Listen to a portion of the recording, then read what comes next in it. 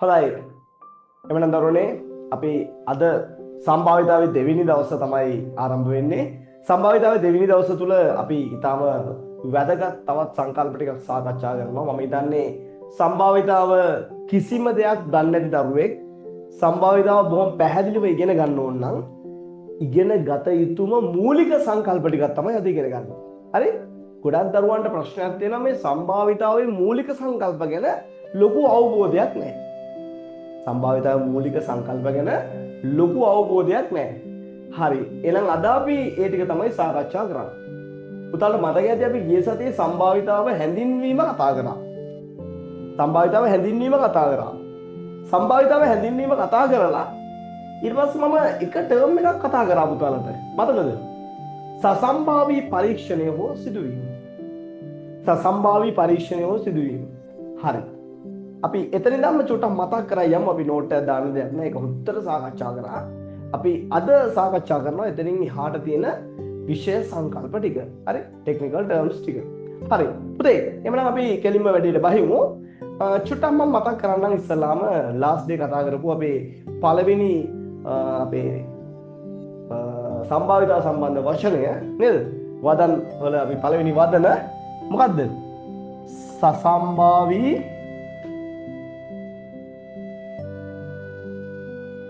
පරීක්ෂණය. සසම්භාවී පරීක්ෂණය. එහෙම නැත්නම් මේකට අපි තව ඇඳුවා සිදුවීම් කියලා. හරි? සසම්භාවී පරීක්ෂණයක් හෝ සිදුවීමක්. හරි. චුට්ටක් මතක් කරන්නේ නම් මොකද්ද සසම්භාවී පරීක්ෂණයක් හෝ සිදුවීමක් කියන්නේ?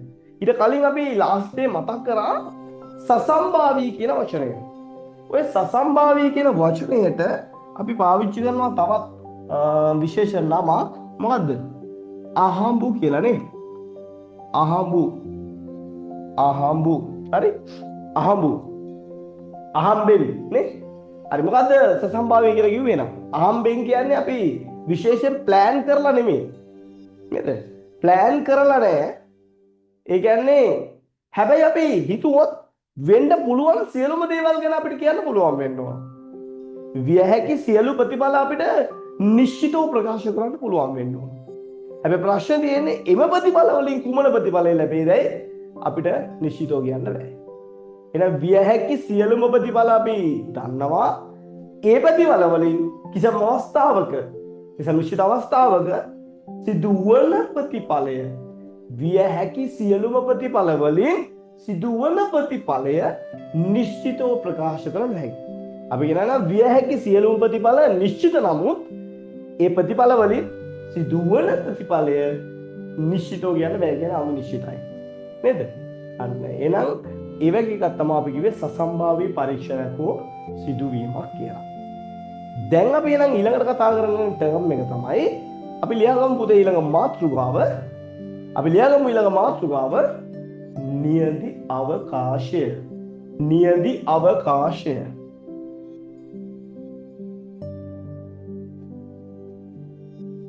නියදි අවකාශය. නියදි අවකාශය. නියදි අවකාශය. හොඳයි. පුතේ මොකද්ද මේ නියදි අවකාශයක්? අපි ඉංග්‍රීසි වලින් කියන පුතේ sample space. sample space. හරි? නියදි අවකාශය. හරි? පුතේ මොකද්ද නියදි අවකාශයක් කියන්නේ? නියදි අවකාශය කියන එක අපි කලින් සාකච්ඡා කරපු මෙන්න මේ කාරණෙත් එක්ක බැඳෙනවා. හරි? මේ කාරණෙත් එක්ක මේ නියදි අවකාශය බැඳෙනවා. ඇයි ඒ? නියදි අවකාශයක් කියන්නේ සසම්භාවී පරීක්ෂණයක් හෝ සිදුවීමක විය හැකි සියලුම ප්‍රතිඵල. සසම්භාවී පරීක්ෂණයක් හෝ සිදුවීමක විය හැකි සියලු ප්‍රතිඵල ටික අපි නිරූපණය කරොත් අපිට නියදි අවකාශය සකස් කරගන්න පුළුවන්. දැන් උදාහරණයක් විදිහට අපි හිතමු ධාතු කැටයක් සමබර ධාතු කැටයක් අපි උඩ දානවා. සමබර ධාතු කැටයක් අපි උඩ දානවා. එතකොට වෙන්න පුළුවන් ප්‍රතිඵල මොනවද? 1 වෙන්න පුළුවන්. 2 වෙන්න පුළුවන්. 3 4 5 6. ඔන්න ඔය ප්‍රතිඵල ටික අපි මේ විදිහට කුලක අංකණයෙන් පෙන්නුවොත් මෙන්න මේකට අපි කියනවා නියති අවකාශය කියලා. ඒතර ඒක නියති අවකාශයක් අපි සංකේතවත් කරන්නේ sample space කියන හින්දා S අකුරෙන්. sample space කියන හින්දා අපි S අකුරෙන් තමයි මේක සංකේතවත් කරන්නේ. පැහැදිලිද? එතකොට ඔන්න බලන්න ධාතු කැටයක් පෙරළූ විට නැත්නම් උඩ දැමූ විට විය හැකි සියලුම ප්‍රතිඵල මෙන්න තියෙනවා මේ 1 2 3 4 5 6 කියලා ප්‍රතිඵල ටිකක් අපිට ලැබෙනවා. ওই ප්‍රතිඵල සියල්ලම අපි මේ විදිහට පෙන්නුවොත් දැන් සියලුම ප්‍රතිඵල වලින් අඩංගු කුලකයක් තමයි අපි කියන්නේ නියති අවකාශයක් කියලා. ඉතින් යම් කිසි දරුවෙකුට ප්‍රශ්නයක් වෙන්න පුළුවන් කුලකයක් කියන්නේ මොකද්ද කියලා. මොකද්ද කුලකයක් කියන්නේ? මම ඉස්සරහට කතා කරනවා කුලකයක්. කුලකයක් කියලා කියන්නේ පැහැදිලිව කිසියම් අර්ථ දැක්වීමක් කරන්න පුළුවන් ඒ සියලු වස්තුන් සමූහයක් තමයි අපි කියන්නේ කුලකයක් කියලා. දැන් අතර මෙතනදී ධාතු කැටය පෙරළුවාම වෙන්න පුළුවන් ප්‍රතිඵල කියන එක තමයි මෙතන කුලකය. එතකොට ඒ තුල ඒ ධාතු කැටයේ තියෙන පැති 6. එතකොට ඒ අනුව වෙන්න පුළුවන් ප්‍රතිඵල ටික තමයි මේ ටික පෙන්වලා තියෙන්නේ මේ. එතකොට කුලකයක් විතර පෙන්වද්දී අපි සංගල වරහන් දානවා මේ විදිහට මේ. ඊට පස්සේ ඒක සමාන කරනවා යම්කිසි කුලකයකට. එතකොට මෙතන මේ කතා කරන කුලකය මොකද්ද? අපි මේකට කියනවා සර්වස්ත්‍ර කුලකය කියලා. සර්වස්ත්‍ර කුලකය නැත්නම් නියති අවකාශය. හරි? එතකොට කුලක වෙනයි නියති අවකාශය වෙනයි පොඩි වෙනසක් ඔකේ තියෙනවා. මම පස්සේ ඒක පැහැදිලි කරලා දෙන්නම්. දැනට අමතක තියාගන්න එනම් මොනවාද? සසම්භාවී පරීක්ෂණයක් හෝ සිදුවීමක සසම්භාවී පරීක්ෂණයක් හෝ සිදුවීමක විය හැකි සියලුම ප්‍රතිඵල වලින් සමන්විත කුලකය. විය හැකි සියලුම ප්‍රතිඵල වලින් සමන්විත කුලකය අපි කියනවා නියති අවකාශයක් කියලා. නියති අවකාශයක් කියලා. තේරුණාද නැද්ද? සසම්භාවී පරීක්ෂණයක් හෝ සිදුවීමක විය හැකි සියලුම ප්‍රතිඵල වලින් සමන්විත කුලකය අපි කියනවා නියති අවකාශයක් කියලා. හොඳයි අපි එහෙනම් ලියාගමු. අපි ලියාගමු නම් නියති අවකාශය ගැන සසම්භාවී පරීක්ෂණයක් හෝ සිදුවීමක් මගින් සසම්භාවී පරීක්ෂණයක් හෝ සිදුවීමක් මගින් සසම්භාවී පරීක්ෂණයක් හෝ සිදුවීමක සසම්භාවී පරීක්ෂණයක් හෝ සිදුවීමක විය හැකි සියලුම ප්‍රතිඵල විය හැකි සියලුම ප්‍රතිඵල වලින් සමන්විත කුලකය විය හැකි සියලුම ප්‍රතිඵල වලින් සමන්විත කුලකය විය හැකි සියලුම ප්‍රතිඵල වලින් සමන්විත කුලකය නියති අවකාශය ලෙස හැඳින්වෙනවා. sample space මේ S මගින් සංකේතවත් කෙරේ. මේ S මගින් සංකේතවත් කෙරේ. මේ S මගින් සංකේතවත් කෙරේ. මේ S මගින් සංකේතවත් කෙරේ. මේ S මගින් සංකේතවත් කෙරේ. මේ S මගින් සංකේතවත් කෙරේ. හරි?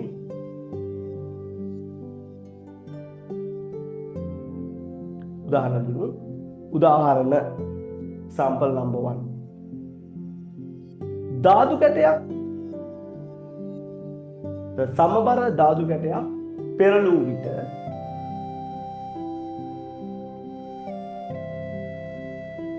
මුහුණතේ ලැබිය හැකි අගයන් ලෙස 1 2 3 4 5 6 යනාදී ප්‍රතිඵල දැක්විය හැකිය. එම ප්‍රතිඵල සියල්ලෙන්ම සමන්විත පරිදි එම ප්‍රතිඵල සියල්ලෙන්ම සමන්විත පරිදි නියති අවකාශය ප්‍රතිඵල සියල්ලෙන්ම සමන්විත පරිදි නියති අවකාශය පහත පරිදි ලිවිය හැකිය. පහත පරිදි ලිවිය හැකිය. එහෙනම් S equal to 1 2 3 4 5 6 that's all. Hello. ඔබලිය. හරි. ඊළඟට සමබර කාසියක් උඩ දැමූ විට ලැබිය හැකි ප්‍රතිඵල ලැබිය හැකි සියලුම ප්‍රතිඵල ලෙස සිරස හා අගය ලැබීම දැක්විය හැක.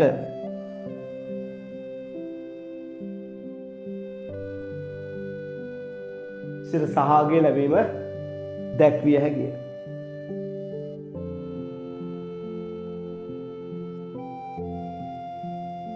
සිරස හා අගය ලැබීම දැක්විය හැකිය. යන නීති අවකාශය පහත පරිදි ප්‍රකාශ කරයි. S සමානයි H T සිරස H head tail. Yes sir. ව්‍යාපාරික ලෝකේ කාසී ධාතු කැටයකට දාන්නේ. එහෙම හිතෙන්න පුළුවන් කෙනෙකුට නේ. අපේ නීති අවකාශය පැහැදිලි කරන්න පුළුවන්. දැන් භාණ්ඩයක් පරීක්ෂා කළ විට ඊළඟ උදාහරණය ප්‍රැක්ටිකල් එකක් දෙන්න හදන්නේ සිදුවීමකට දානවා. භාණ්ඩයක් පරීක්ෂා කළ විට භාණ්ඩයක් පරීක්ෂා කළ විටදී එය එක්කෝ දෝෂ සහිත විය හැකිය. අතර නැත්නම් දෝෂ රහිත විය හැකිය.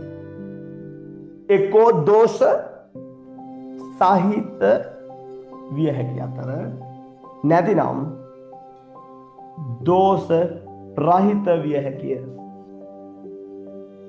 දෝෂ රහිත විය හැකිය. එක්කෝ දෝෂ සහිත විය හැකි අතර නැත්නම් දෝෂ රහිත විය. යනු නීති අවකාශය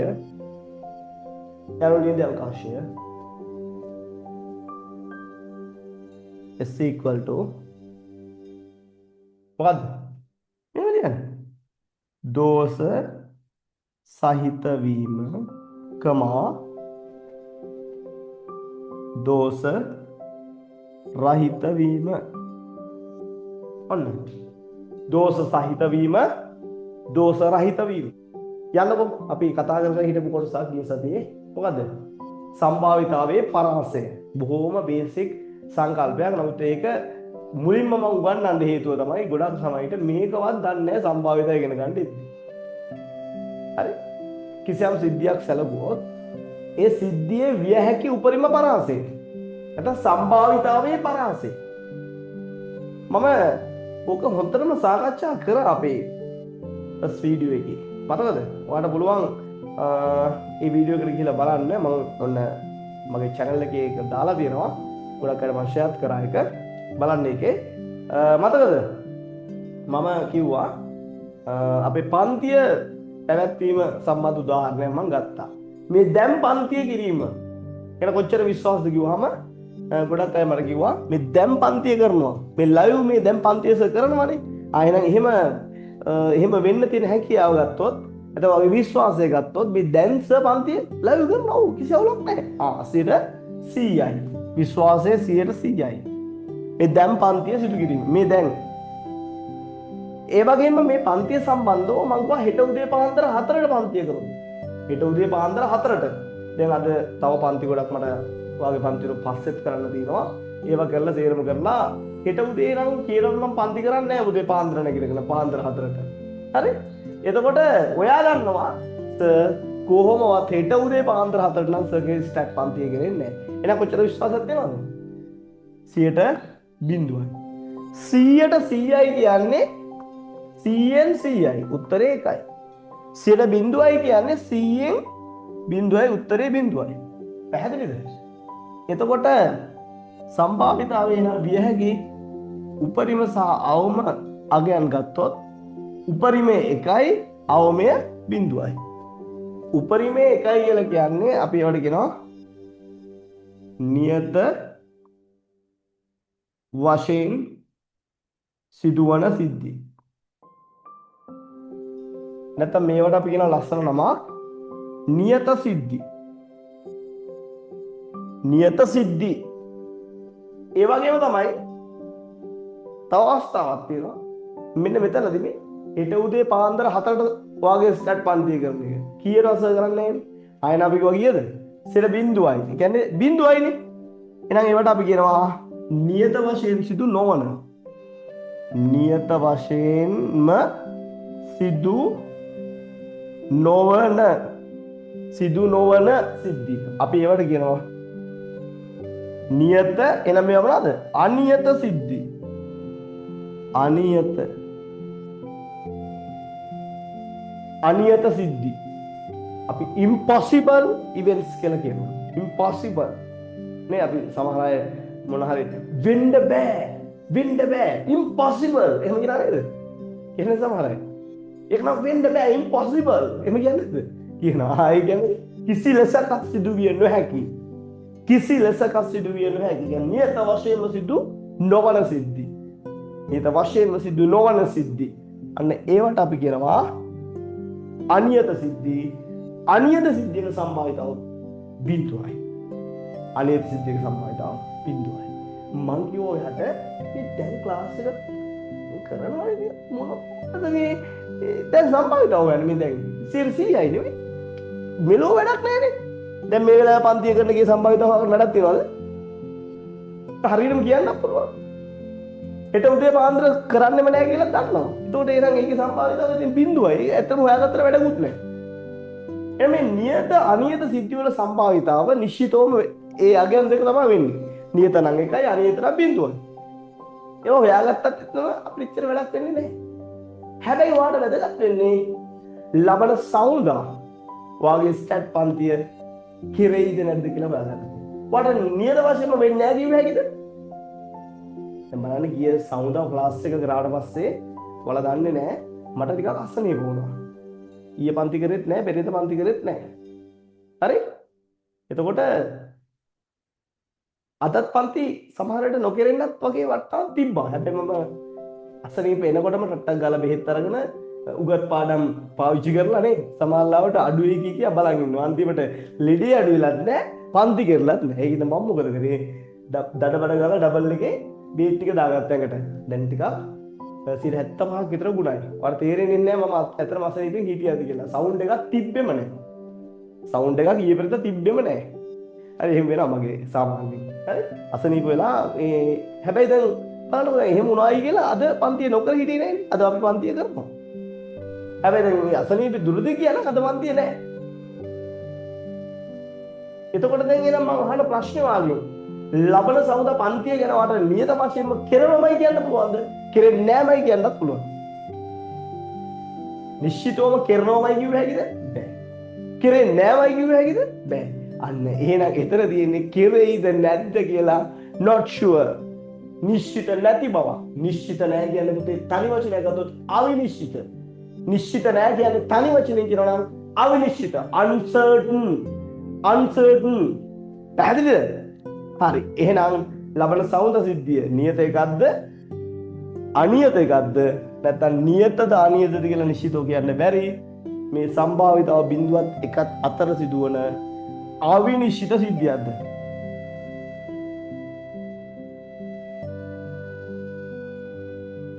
කතා කරන්න. අවිනිශ්චිත සිද්ධියක් නේ. අවිනිශ්චිත සිද්ධියක්. එහෙනම් නියත සිද්ධියක සම්භාවිතාව බිඳුවයි. අනියත සිද්ධියක සම්භාවිතාව නියත සිද්ධියක සම්භාවිතාව 1යි. අනියත සිද්ධියක සම්භාවිතාව බිඳුවයි. අවිනිශ්චිත සිද්ධියක සම්භාවිතාව බිඳුවක් නෙමෙයි එකක් නෙමෙයි. බිඳුවත් එකත් අතර. බිඳුවත් එකත් අතර. තේරුණාද? ඔන්න සම්භාවිතාව පරාසය. එහෙනම් අදින් පස්සේ කිසිම කෙනෙකුට සම්භාවිතාව බිඳුවට අඩු වෙන්නත් බෑ. සම්භාවිතාව එකට වඩා වැඩි වෙන්නත් බෑ. උපරිම වෙන්නේ එක, අවමය වෙන්නේ බිඳුව. ගොඩක් වෙලාවට ප්‍රායෝගිකව ඒ කියන්නේ අවිනිශ්චිත සිද්ධීන්හි සම්භාවිතාව බිඳුවත් එකත් අතර තමයි පවතින්නේ. එහෙනම් අදින් පස්සේ ඔන්න බලන්න ඔයාට ගණන් හදලා සම්භාවිතාව ඍණාවොත් අන්න ඔයා ගාන හදලා වැරදි. අදින් පස්සේ ඔයාට සම්භාවිතාව එකට වඩා 1.2ක් එනවා. එහෙම එන්න බෑ. සම්භාවිතාව උපරිම වෙන්න පුළුවන් එක. සම්භාවිතාව උපරිම වෙන්න පුළුවන් එක. අවමේ බිඳුව ගොඩක් වෙලාවට ප්‍රායෝගිකව අපිට ලැබෙන සිද්ධීන් බිඳුවත් එකත් අතර විදිහට තමයි එන්නේ. දශම සංඛ්‍යාවක විදිහට තමයි සම්භාවිතාව ලැබෙන්නේ. තේරුණාද නැද්ද? හරි. දැන් එනම් අපි පොඩ්ඩක් මේ ටික ලියාගමුනේ. හරි. හැමෝම එනම් බලන්න මේ ටික දාගන්න නෝට් එක. නෝට් එක කියලා මේක අඳින්න තියෙන්නේ. සම්භාවිතා පරාසය කියලා මේ ටික ඇඳ ගන්නයි තියෙන්නේ. පාට ගලන ගන්න නේද? ලස්සනට මෙහෙම ඉරක් ගැහුවා. හරි. මෙතන ඊතලයක් තියෙන්නේ. මෙතන නැවතීමක් නේ. මෙතනත් ඊතලයක් තියෙන්නේ. මෙන්න මෙතන නැවතීමක්. බලන්න. සම්භාවිතාව ඔන්න මේක මාරු කරගත්තා කවන්නේ. අනියත සිද්ධි නියත සිද්ධි කියලා. අර පැත්තට නියත සිද්ධ දාලා මෙතන බිඳුව දාලා අතන එක දාගත්තත් තමයි ඒක වඩා හොඳයි තව.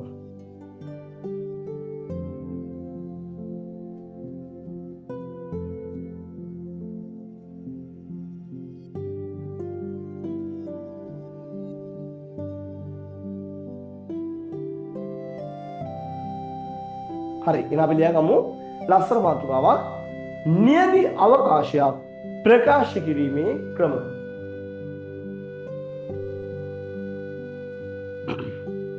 visualizing method.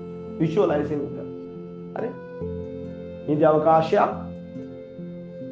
නියමි අවකාශයක් ප්‍රකාශ කිරීමේ ක්‍රම.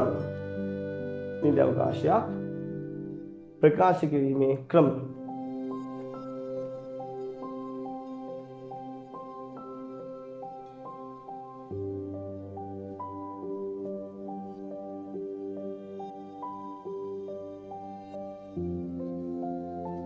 නියත අවකාශ ප්‍රකාශ කිරීමේ ක්‍රම. නියත අවකාශ ප්‍රකාශ කිරීමේ ප්‍රධානම ක්‍රම ගොඩක් තියෙනවා. A level මට්ටමේදී අපිට අපේ ගණන් ටික හදාගන්න හොඳටම ප්‍රමාණවත් නැත්නම් නියත අවකාශයක් හඳුන ගන්න හොඳටම ප්‍රමාණවත් ක්‍රම තියෙනවා තුනක්. එක ක්‍රමයක් දැන් ඔයා දැනටමත් දන්න. මොකද කලින් අපි මේ ක්‍රමයකින් තමයි නියත අවකාශය ප්‍රකාශ කළේ. පළවෙනි එක තමයි පුතේ මොකද්ද? කුලක භාවිතය නැත්නම් කුලක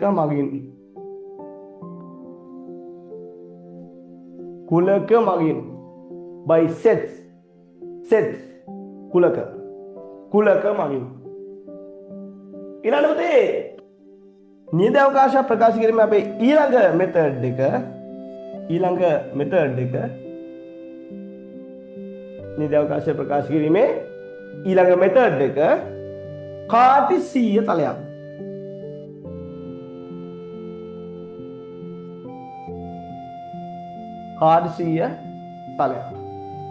කාටිසීය තලයක් මම කියලා දෙනවා මේක බය වෙන්න එපා. කාටිසීය තලයක්. තුන්වෙනි ක්‍රමය තමයි රුක් සටහන්. මේවා අපි O level වලදී ඉගෙනගෙන තියෙනවා. ඔව් ඇත්ත. O level වලදී මේවා මෙහෙම වෙන් කර මේ විදිහට මෙච්චර කතා කරේ නෑ. මේවා ගොඩාක් විස්තර සහිතව කතා කරේ නෑ. මේ වගේ මූලයන් මේවා ඩෙවලොප් වෙන බේස් එහෙම ලොකුවට කතා කරේ නෑ. හැබැයි මෙතන ආයේ නැවත ආයේ සම්භාවිතාව ඔයා මොන ලෙවල් එකකට ගියත් කැම්පස් මට්ටමට ගියත් පෝස්ට් ග්‍රැජුවේට් නේද PhD මට්ටමට ගියත් මේ වගේ මීට වඩා කතා කරන දේක් මම ඉතුරු කරන්නේ නෑ අද. ඒ කියන්නේ සම්භාවිතාවේ දෙන්න පුළුවන් උපරිම සවුන්ඩ් නොලෙජ් එක ඔයාලට දීලා තමයි වැඩේ නවත්තන්නේ. බය වෙන්න එපා. සායක මේ තීරුම් ගන්න බැරි විදියට අප්සෙට් විදියට එහෙම දෙන්නේ නෑ. ආයිදී රහට දෙන්නේ රහට. මොන බලන්න. හරිම රහට දෙන්නේ. මේ ටික දාගන්න එනවා. නියත අවකාශ ප්‍රකාශ කිරීමේ ප්‍රධාන ක්‍රම තුනකින්. පළවෙනි එක first one is by sets. කුලක මගින්.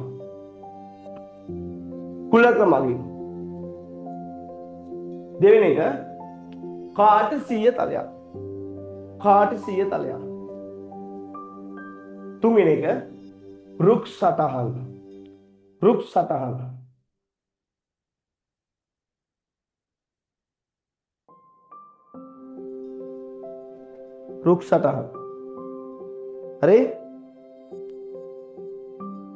හරි මේ තුන අනිවාර්යයෙන් කතා කරලා තමයි පන්ති ඉවර වෙන්නේ. හරි එහෙනම් කඩලා ගමු පළවෙනි මාතෘකාව. මොකද්ද? කුලක මගින්.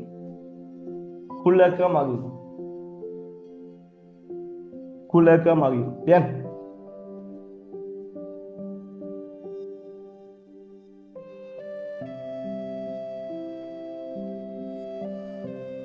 කුලක මගින්. කුලක කියන එක හරි සරලයි. ඔයා දන්නවා. ඉතින් කුලකයක් කියන්නේ මොකද්ද? කුලක මගින් නිරූපණය කරනවා කියන්නේ දැන් අපි කුලකයන් නිරූපණය කරන්නේ සාමාන්‍ය අපි අවයව කියලා තියෙනවා. කුලකවල තියෙනවා අවයව. ඒතර මේ අවයව ටික අපි සංගල වරහණක් ඇතුලේ තමයි නිරූපණය කරන්නේ. එතකොට ඒ කුලකයට නමක් දෙනවා. දැන් මෙතන කුලකේ නම තමයි නියදි අවකාශය. මොකද්ද? නියදි අවකාශය.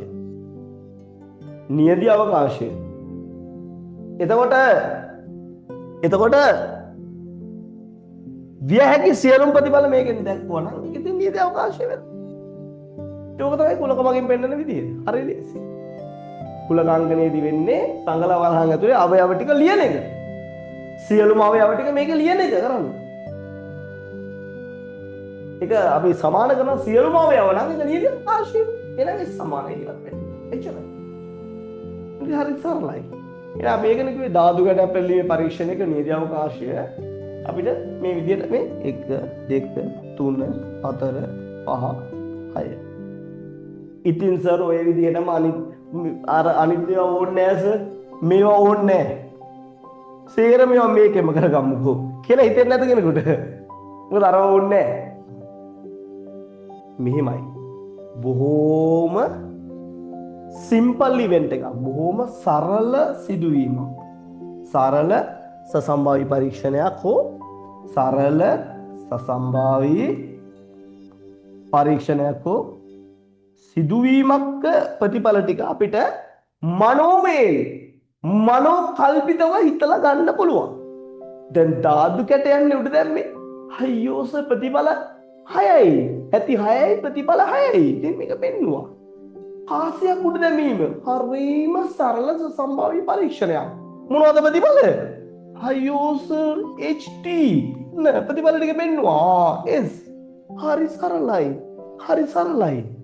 හැබැයි මෙහෙම කිව්වොත් ධාතු කැට දෙකක් එකවරට දානවා. දැම්ම. දැන් එහෙම හිතනවද? අර කලින් ධාතු කැටයක් උඩ දානවා 1 2 3 4 5 6 කාසියක් උඩ දානවා HT. එහෙම එනවද?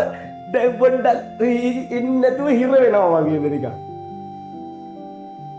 ඉතින් මේ විදිහට ලියන්න ප්‍රතිඵල ටික එන්න බෑ. නිකන් ගබඩාවෙන් දඩ බඩ ගාලා එන්න බෑ. දැන් එහෙම එනවද? දැන් එනවද කියලා කියන්නේ. අවුලක් ගන්න එපා. අම්මගේ ඉන්නේ මම එනම් දුර්වල ළමෙක් මට අවුල් මට ස්ටැට් කියලා වෙනවා. එහෙමද? නෑ. ඉතින් ඒ ස්වභාවය කුලක මගින් කරන්න පුළුවන් ප්‍රමාණයක් තියෙනවා. ඉතින් එහා කරන්න බෑ. එහෙනම් මේකේ මේකනේ සරල සසම්භාව්‍ය පරීක්ෂණයක් සිදුවීමකින් තමයි මේ කුලක මගින් මනසින් හිතලා ප්‍රතිඵල ටික ලියා ගන්න පුළුවන්. කොටින්ම කියනවනේ ධාතු ගැට දෙකක් නෙමෙයි. කාසි දෙකකුත් හිතන්න බෑ. මට නම් එන්නේ නෑ පුතේ. අපෝස උච්චර මේ දුරලයිසගේ මනසරේ. මට නම් හිතෙනවා නේ හිතෙනවා නම් හොඳයි. හරි. කාසි දෙකක් හිතුවා මට එන්නේ නෑ. ඒතකොට දැන් මේ බලන්න කාසියක් උඩ දැමීම. පුතේ මෙන්න මේ අවස්ථාව මේ බලන්න කාසියක් කියන්නේ කාසි එකක් නේ. මේ බලන්න පුතේ කාසි එකක්. මේ මෙතනත් මේ ධාතු කැට එකක්. නැත්තම් ධාතු කැටය එක්වරක්. කාසිය එක්වරක්. එතකොට අවුලක් නෑ මේකෙන් ආවා. හැබැයි පුතේ දැන් අපි කතා කරන්න යන්නේ මේක නෙමෙයි. කාසි දෙකක්. දැන් කාසි දෙකක් කිව්වත් කමන්නේ. ඒකම කියන්න පුළුවන් තව විදිහක් තමයි එකම කාසිය දෙවරක්. මේ දෙකම එකක් විදිහට ගන්න පුළුවන්. නෑ නේද? මෙතන කාසි දෙකක් මෙතන එක කාසි දෙවරක්. නෑ මම කලිනුත් කිව්වා මෙතන අවස්ථා දෙකක් වගේ ගතියක් දැනෙනවා. කාසි දෙකක්. පළවෙනි කාසිය දෙවෙනි කාසිය. මෙතන කාසිය පළවෙනි වර උඩ දැමීම දෙවෙනි වර උඩ දැමීම. වාර දෙකක්. ඒක නිසා අපි කියනවා නම් අවස්ථා හෝ වාර. මෙතන කොහොම හරි අවස්ථා හෝ වාර දෙකක් නේ. අවස්ථා හෝ වාර දෙකක්. එතකොට අර කුලක පාවිච්චි කරන එක පොඩ්ඩක් අමාරු කරනවා. ඒ වෙලාවට අපිට අවස්ථා හෝ වාර දෙකක්. පුතේ අවස්ථා හෝ වාර දෙකක්. එහෙනම් මේ වෙලාවට ගන්න අපේ දෙවෙනි හාදයා. කවුද? කාර්ටෙසිය තලය. කොහෙවත් මෙහෙම උගන්වන්නේ නැහැ, පොත්වලවත් නැහැ. ඇයි සර් ඉතින් අපිට එහෙම උගන්වන්නේ? මේ වැඩේ ඉක්මනට ගොඩ ගන්න ඕන. ඩටපට ගාලා දැක්ක ගමන් ටක් ගාලා සර් මට කිව්වේ මෙහෙම ගන්න, මෙහෙම ගන්න, මෙහෙම ගන්න. එහෙම හිතන්න. එහෙම හිතුවාම මේක වැඩේ වෙනවා ලස්සනට. පටලන්න එපා. පටලන්න එපා. තේරුණාද? කාර්යක්ෂම ක්‍රමයේ අපි පාවිච්චි කරන එක තමයි මම ගොඩක් වෙලාවට උගන්වන්නේ. සම්භාවිතාවේ අපි හිතන රූටින් එකක් තියෙනවා. ඒ රූටින් එකට නැතුව වෙන රූටින් වලින් යනකොට සමහර වෙලාවට පොඩි පොඩි ඩිස්ටර්බන්ස් එනවා. පොඩි පොඩි පැටලවිලි එනවා. එහෙම නොවන විදිහට හිතන්න තමයි මම මේ වගේ මනස සූදානම් කරවන්නේ. හරිද? පාඩමනේ සම්භාවිතාව කියන්නේ. එන අවස්ථා හෝ වාර දෙකක් නම් අපි යනවා මෙන්න කාර්ටෙසිය තලය. මොකද මේ කාර්ටෙසිය තලය කියන්නේ? කාර්ටෙසිය තලය කියන්නේ පුතේ තල රූපයක්. මොකද්ද? තල රූපයක්. තල රූපයක් කියලා කියන්නේ මේ වගේ මේ. ඒකේ අක්ෂ දෙකක් තියෙනවා. ඒ කියන්නේ සර් අර අපි විසිරිටිත් සටහනක් යන්නේ x අක්ෂය y අක්ෂය. ඒ වගේම තමයි ඒකේ පරිමාණානුකූලව කතාවක් නේ තිබ්බේ. මෙතන පරිමාණානුකූල කතාවක් නැහැ. අවස්ථා හෝ වාර අනුව අක්ෂ නම් කරනවා.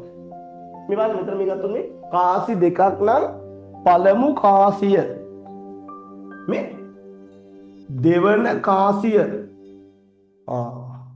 පළමු කාසිය දෙවන කාසිය. එහෙනම් පළවෙනි කාසියේ විය හැකියාව දැන් හිතන්න. හිතලා ඒ අක්ෂය පෙන්වන්න. පළවෙනි කාසියේ ඉතින් පළවෙනි කාසියේ බැලුවොත් සිරසා කියන්නේ ඔව්. දෙවන කාසිය හිතන්න. දෙවන කාසියෙත් දෙවන කාසියෙත් ඉතින් සිරසා කියන්නේ දැන් අපි ප්‍රතිඵල ටික කෝඩිනේට් කරන්න. HH HT TH TT ඔය ඇවිල්ලා තියෙන්නේ හොර ගෙඩියා නේද? ඕන් දැන් ප්‍රතිඵල ටික අපිට ඇවිල්ලා. දැන් ඕන්නම් අර ක්‍රමයෙන් කරගන්න. මොන ක්‍රමයෙන්ද? දැන් අපි කතා කරපු අපේ කුලක භාවිතයට ඕනනම් දැන් යන්නත් පුළුවන්. දැන් ඕනේ දැන් ප්‍රතිඵල ටික පේනවනේ. ලියන්නේ මොන මගුලටද නේ? දැන් මේ පේන්නේ HH මේ coordinations. මේ බලන්න. HH TH TH TT මේ ප්‍රතිඵල ටික පේන්නේ පැහැදිලි. මේ පේන්නේ ප්‍රතිඵල ටික. දැක්කද? ප්‍රතිඵල හතරක් තියෙනවා සේන. සමහර අයට හිත හැදෙන්නේ කුලක වලින් පෙන්නුවාට පස්සේ.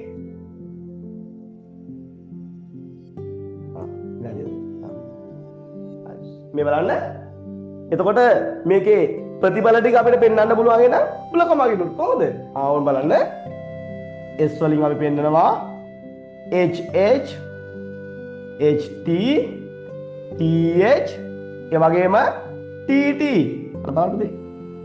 හරිම සරලයි. හරිම සරලයි. දෙක අර ප්‍රතිඵල ටිකම අපිට ඕන මේ කුලකවලුත් පෙන්වන්න පුළුවන්. පැහැදිලිද? හරි තුන්වෙනි ක්‍රමය මොකක්ද එහෙනම්? තුන්වෙනි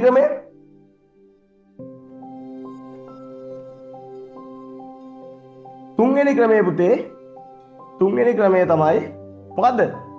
තුන්වෙනි ක්‍රමය රුක් සටහන්. ලිවත් කමන්නේ. හරි? රුක් සටහන්. තුන්වෙනි ක්‍රමය. ඒකෙදි දැන් කවුරු හරි කෙනෙක් හිතන්න පුළුවන් අවස්ථා හෝ වාර කීයද? අවස්ථා හෝ වාර ඕනම ගානක්. රුක් සටහන් අවස්ථා හෝ වාර ඕනම ගානක්. හැබැයි මම වාට දෙන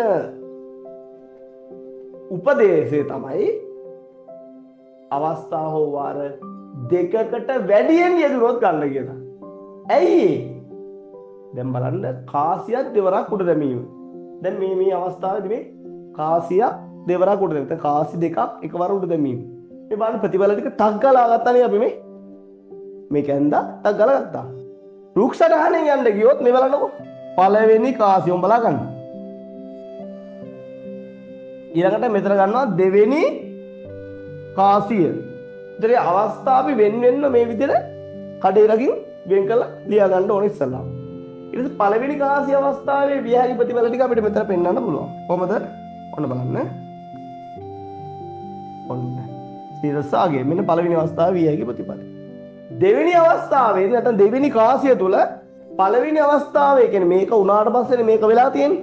ඒතර මේ ප්‍රතිඵලත් එක්ක ඊළඟට ප්‍රතිඵල බැඳෙනවා. එතකොට නම් මෙන්න මේ ප්‍රතිඵලෙත් එක තමයි ඊළඟ ප්‍රතිඵල ටික බැඳෙන්නේ. HT. ඊළඟ මෙන්න මේ ප්‍රතිඵලෙත් එක තමයි ඊළඟ ප්‍රතිඵල බැඳෙන්නේ. දැක්කද? එහෙනම් අපිට අවසාන වශයෙන් HH ඊළඟට HT ඊළඟට TH TT ඔන්න ඔය විදිහට අපිට අගට ප්‍රතිඵල ටික ගන්න පුළුවන්. අගට ප්‍රතිඵල ටික ගන්න පුළුවන්. පැහැදිලිද? හොඳයි. දැන් ඔක තමයි කාරණේ. ඕක තමයි කාරණේ. දැන් බලන්න අර ප්‍රතිඵල ටික ඇවිල්ලා නැද්ද මේ? HH. හරිනේ. HT, TH, TD. ඔය ඇවිල්ලා තියෙන්නේ. දැකද? එහෙනම් කුලක වලින් කාර්තීය තලය මගින් ඒ වගේම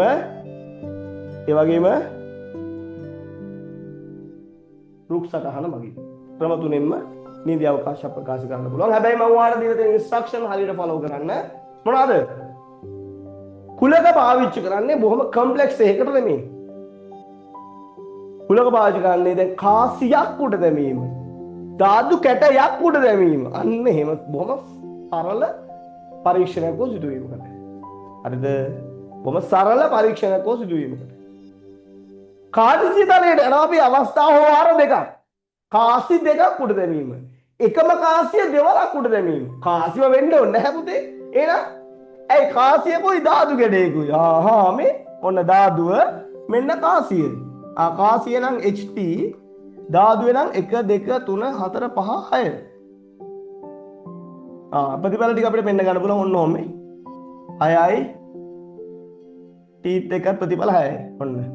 එහෙනම්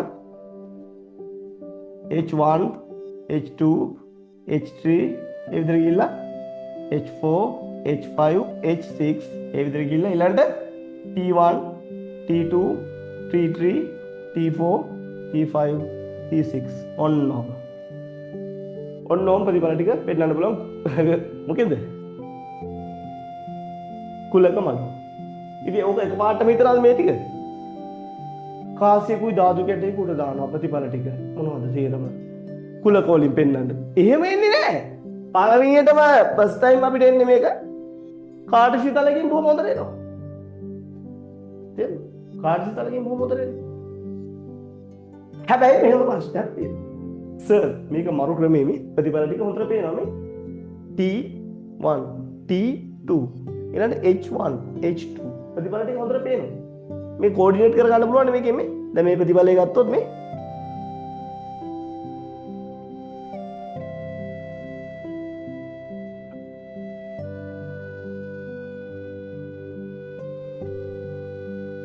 හරි.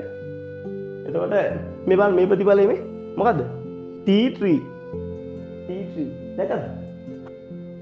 එතකොට ප්‍රතිඵල ටික ටක් ගාලා බලා ගන්න පුළුවන්. එතකොට මේ කාර්යසිය තලයේ හොඳ ක්‍රමයක්. හැබැයි මම ප්‍රශ්නයක් අහනවා වගේ. අවස්ථාව වාර 3ක් කාසි 3ක් එකවර උඩ දැමීම. කාර්යසිය තලයෙන් පුළුවන්ද? මේකේ අක්ෂර දෙකනේ තියෙන්නේ පුතේ. පළවෙනි කාසිය දෙවෙනි කාසිය නැත්නම් ධාතු කැට දෙකකුයි කාසියකුයි. අවස්ථා 3යි. දැන් මේකේ තියෙන්නේ අක්ෂර දෙකින්ද අවස්ථා වාර 2යි. අනිවාර්යයෙන් මතක තියාගන්න කාර්යසිය තලය යූස් කරන්නේ අවස්ථා වාර 2කට. එහෙනම් දෙකක් ආවොත් ආයි වෙන කතන්දර එපා. ඔයා යන්න කෙලින්ම කාර්යසිය තලය.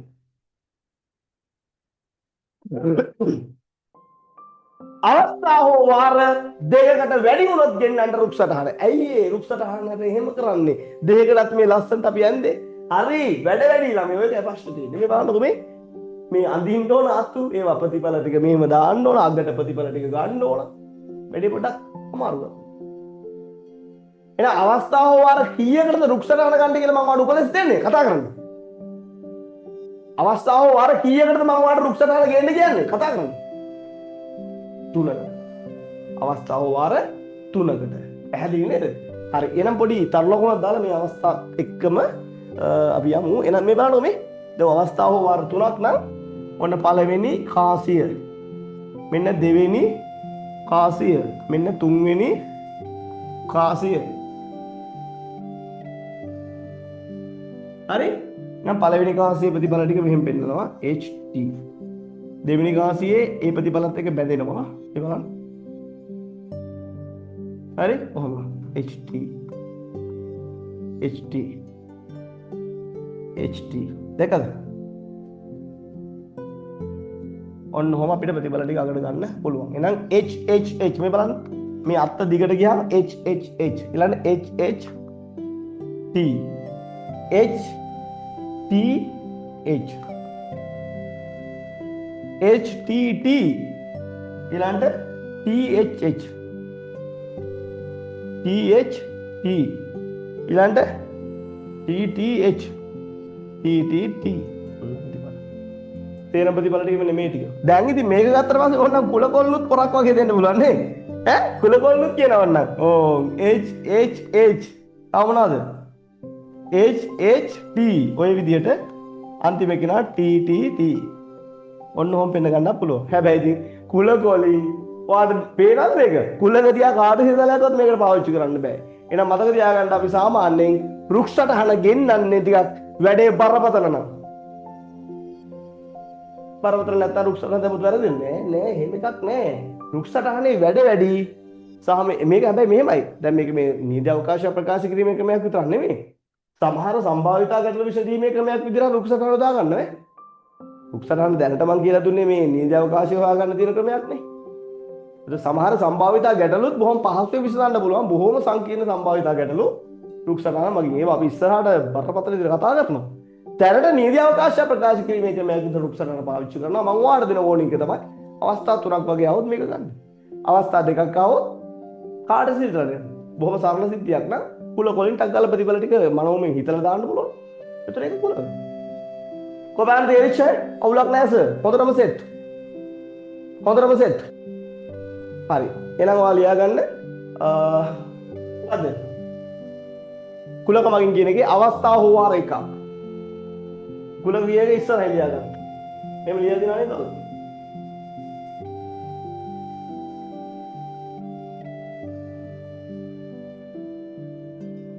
කුලක කියලා ලියලා තියෙනවනේ. ඒක ඉස්සරහ ලියාගන්න. අවස්ථා හෝ වාර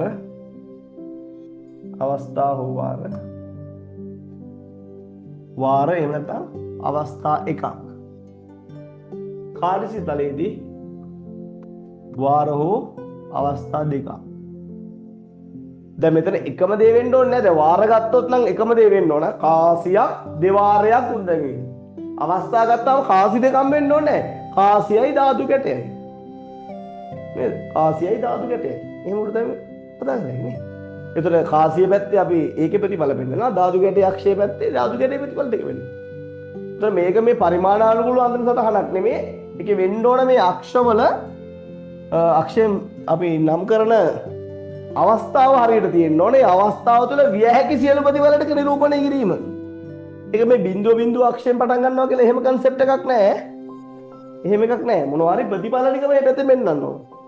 දැන් ධාතුව කිව්වොත් ධාතුවේ ප්‍රතිඵල ටික තමයි පෙන්වන්නේ. ඒකේ බිඳුවක් පෙන්වන්නත් නැහැ. ඒ ප්‍රතිඵල ටික පෙන්වන්න ඕන. තේරුණානේ? හරිද? මරු. එහෙනම් අවස්ථා හෝ වාර දෙකක් කියලා ලියවද? අවස්ථා හෝ වාර දෙකක්. රුක්ෂටහනේ ලියන්න. දැන් මේක කොහෙවත් මේ පොත්වල නැහැ පුතේ. පොත්වල හොයන්න යන්න එපා. මම මේ වැඩේ ලේසි කරගන්න ඔයාලට කියන්නේ. රුක්ෂටහනේ නම් පාවිච්චි කරන අවස්ථා හෝ වාර තුනක්. ඒතර වාර ගත්තොත් කාසියක් තුන් වරක් උඩ දැමීම. අපි අරගත්තු උදාහරණේ. නැත්තම් කාසි දෙකයි ධාතු කැටයක් උඩ දැමීම. එහෙමත් නැත්තේ. කාසි දෙකයි ධාතු කැට දෙකක්. මම ආයේ සම්භාවිතාව හොඳටම කෙල පැමිණි පුද්ගලයෙක්. මම සුපිරි චරිතයක්. මම උදාහරණයට ගන්නවා සර්. ධාතු කැටයක් තුන් වරක් උඩ දැමීම කියලා එන ටෝක් එකක් දීලා අඳින්න ගත්තොත් මොකද වෙන්නේ? හොම්බෙන් තමයි යන්න වෙන්නේ. ඒ වගේම ගන්න යන්න එපා. ධාතු කැටයක් තුන් වරක් උඩ දැමීම කිව්වොත් මොකද වෙන්නේ? දැන් පළවෙනි වර ප්‍රතිඵල 6ක් පෙන්වන්නේ නම. හරිද? ඊට පස්සේ ඊළඟ වර ඒ ප්‍රතිඵල 6ේම 6 පෙන්නගෙන යන්න ඕන. තුන් වරක් උඩ දානකොට ඊට පස්සේ ඒ 36ේම 36ේම ආය 6 දාගෙන යන්න. ඒ වගේම කරන්න යන්න එපා. හරි කාසියක් තුන් වරක් උඩ දැමීම වගේ එකක් ගන්න උදාහරණයක් විදියට. ඕන්නම නම් ඉතින් ධාතු කැටේ පටලවා ගන්න එක ධාතු කැටයක් ගන්න ඉතුරු දෙක කාසි කරගන්න. තේරුණාද? හරි. ඔන්න ඔයයි කාරණේ. හරි? එහෙනම් ලියගන්න වාර හෝ අවස්ථා